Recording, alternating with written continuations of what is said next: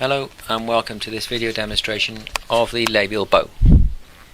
This is an ideal labial bow, one used typically in a holey retainer or for the retentive phase of treatment. It's made from 0.7 or 0.8 stainless steel wire, contacts all the teeth in the arch and has two equal sized U-loops that follow the shape of the arch.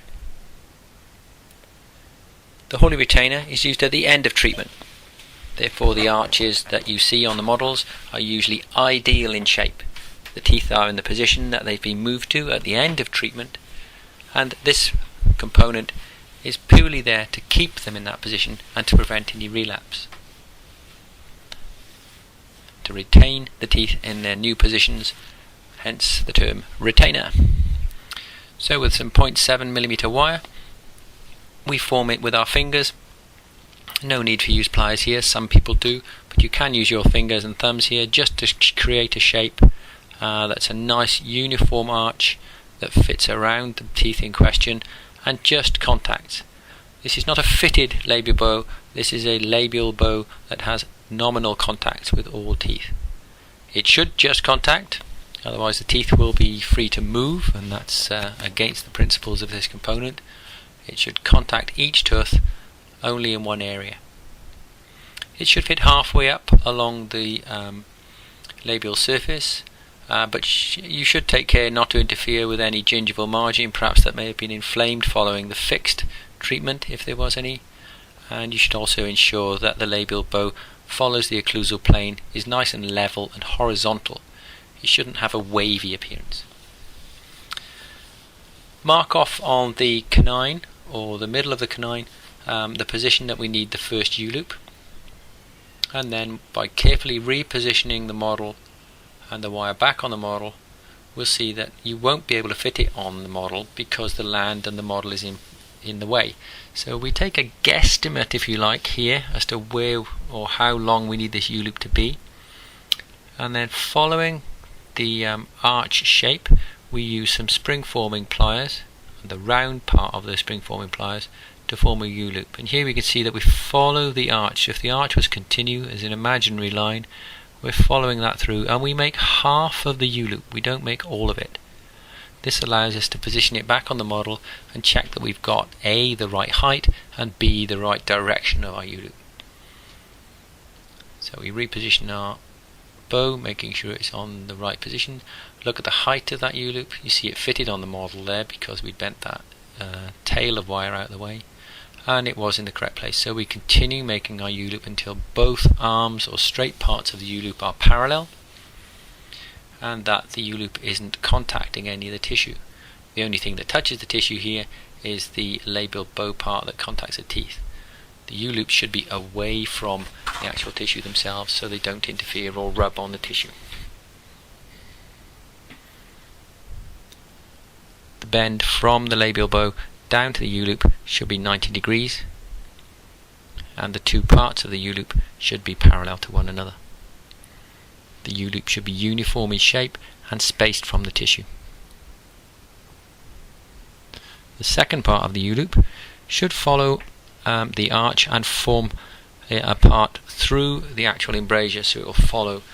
It'll be fitted behind the canine and just mesial to the 4 or mesial to the 5, whichever tooth is next. Here I'm just bending excess wire out of the way so it doesn't get in the way of the palate. Checking that the model is the wire and the model are in the right location to relationship to one another. And here you can see the wire fits through nicely through the embrasure in front of the 5 in this case.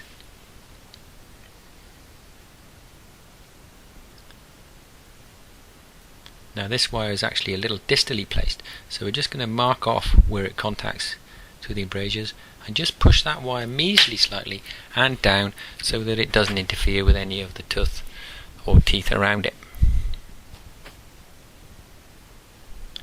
These are small, gentle bends, nothing huge, nothing big. Small bends that have been corrected easily but managed to put the wire into the right place. Here I'm marking off again where the wire meets the tissue and just following the anatomical shape of the palate down. We don't have to follow it exactly, This isn't a contoured bow, we just need that tagging to go down into the palate. But please ensure that there is a space beneath this tagging wire and the palate to allow the acrylic to wrap around.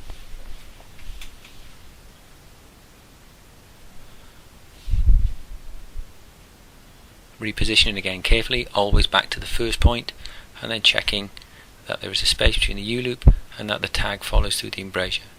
Once we're happy with one side, we turn it around, mark off the same point on the opposing three, make a 90-degree bend from the labial bow, and again we won't be able to fit this on the model now because it's going to hit the land. There it is. And then we just take our spring forming pliers and start to form the loop. Here I just made that 90-degree loop a little bit big, a little bit acute, so I was just straightening that out first. Again with the U-loop, imagine where the U-loop is going to be and where the teeth are. So position it back on the model, think, right, that's the shape and the position of the arch. I need my U-loop to go back in that direction. Right here, and we just start the U-loop off. We bend half of the U-loop. This enables us to try it on and to make any adjustments in length or direction or size of that U-loop without having to start again.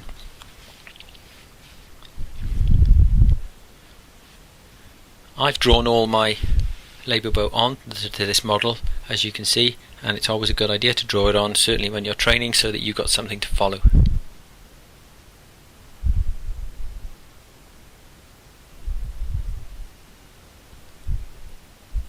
So whenever you take the wire off, always ensure you fit it back onto the model in the same place, otherwise you can't be sure that you're making the bend in the exact place that you need to.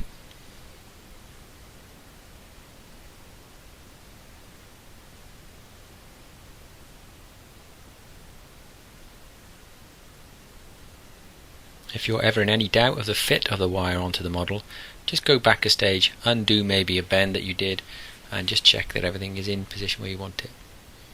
So a nice space beneath the U-loop, and then we're just going to mark off where the wire needs to be bent so it comes through that embrasure without interfering with either teeth next to it.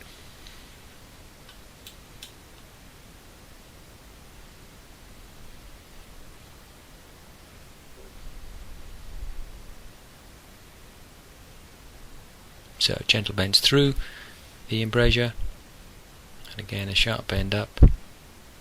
If the wire springs off, don't worry, pick it up, put it back on again. It shouldn't have caused any damage.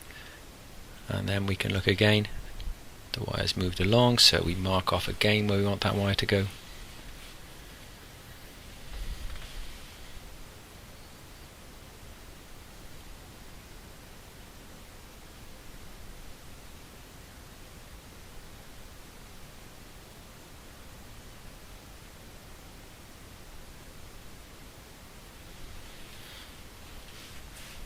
The tagging as it comes through between the teeth essentially needs to ensure that it doesn't interfere with any of the tooth positions.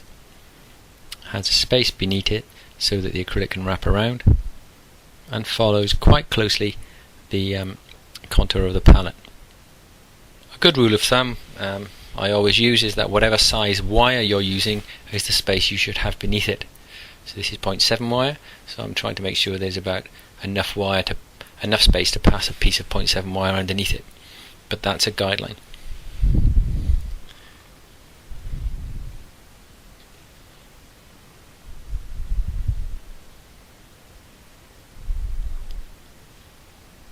So just some final adjustments just to ensure that the wire does contour to the palate, allows us to fit the whole component onto the model without any springiness. It shouldn't jump off the model, you should just be able to hold it on there with one finger and it should stay in place.